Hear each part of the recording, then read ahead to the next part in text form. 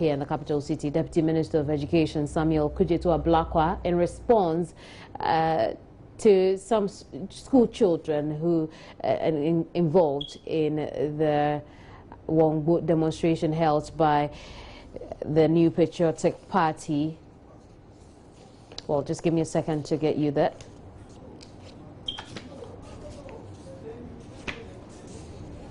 Well, he's been reacting to this on the Super Morning Show. Take a listen to this.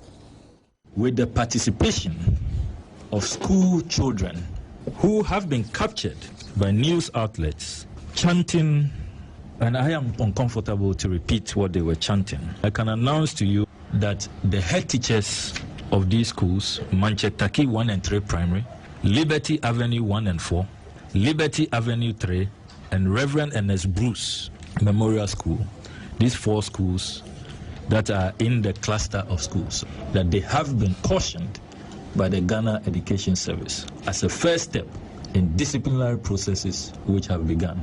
Indeed, I have here statements from these head teachers in response to a query by the Director of Education, Accra Metropolitan Assembly, Angela Tina Mensah. I must also state that our own guidelines, the GES guidelines, frowns against partisan politics being carried out, or the children being subjected to partisan politics in our school.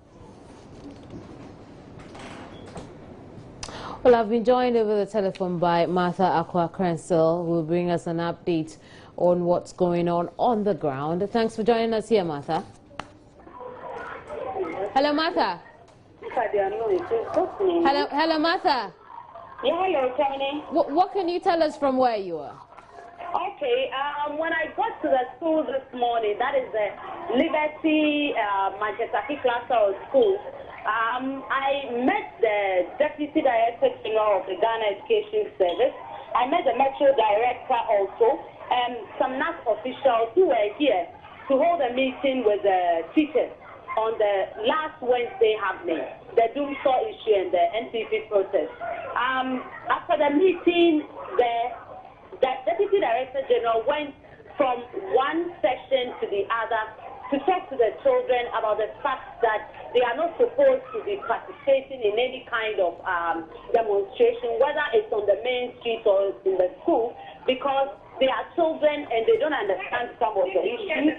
She also went further to talk to the teachers whilst at the meeting that she can confidently say they neglected their role, and the fact that the children were on break doesn't mean the teachers were also on break. They were supposed to be monitoring and taking care of the children. So she hinted that there's investigation ongoing, but currently what they are doing is to make sure that what happened last Wednesday will not happen again. And so what she now did was to go around the school to assess some of the challenges. The fact that there were holes through some of the walls and makes it easy for the children to go through out of the school without any teacher noticing. The fact that the main gate of the school doesn't have a lock, there's no watchman, there's no security man to stop the children from going out. And so perhaps that would have caused some of the problems that they went through last week. And so basically that's what she did when she came yesterday.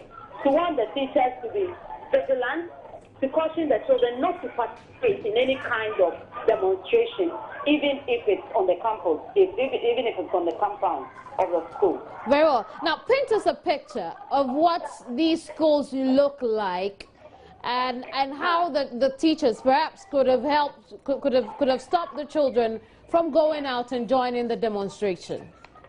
It's very serious, but the noise here is definitely they are on break right now. Now, when you look at the school, it's a cluster of schools, so you have so many children.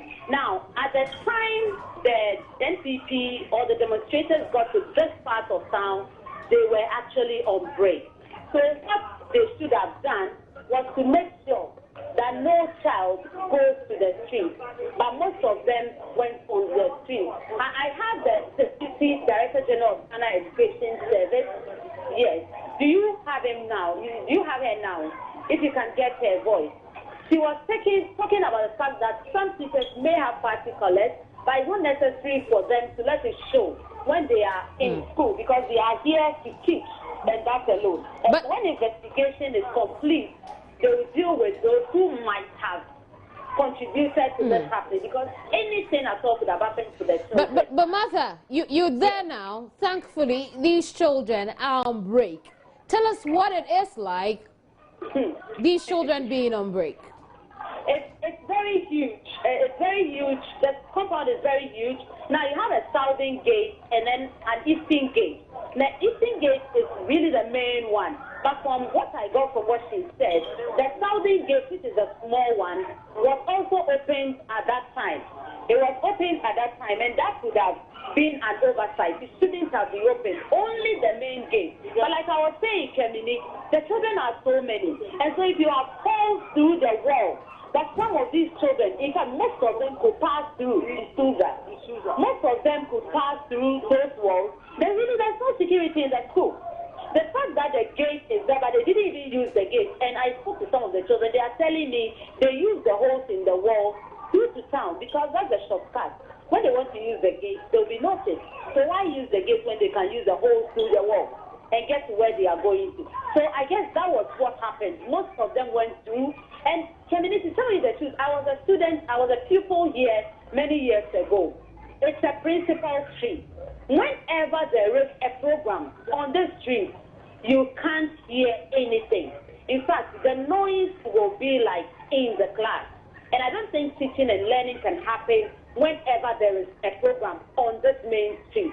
And consider the fact that there was music that could attract them alone tells you that the children could not have done anything but to join the demonstrators. From what videos I've seen, the children were in the compound, but apparently some joined the demonstrators, and anything at all could have happened to them. Well, thank you very, very much, Martha, for that update. Now to the eastern region, where a 14-year-old girl is due to appear in court later today in Odan on a charge of murder. The girl is alleged to have stabbed and killed a man who was raping her on a farm over the weekend. We're joined on the line by the Odan District Police Commander, Superintendent Stephen Delaporte. Thanks for joining us here, Superintendent. Hello, Superintendent. Well, we'll get Superintendent over the telephone and bring back this conversation. There's more to come here. Don't go away.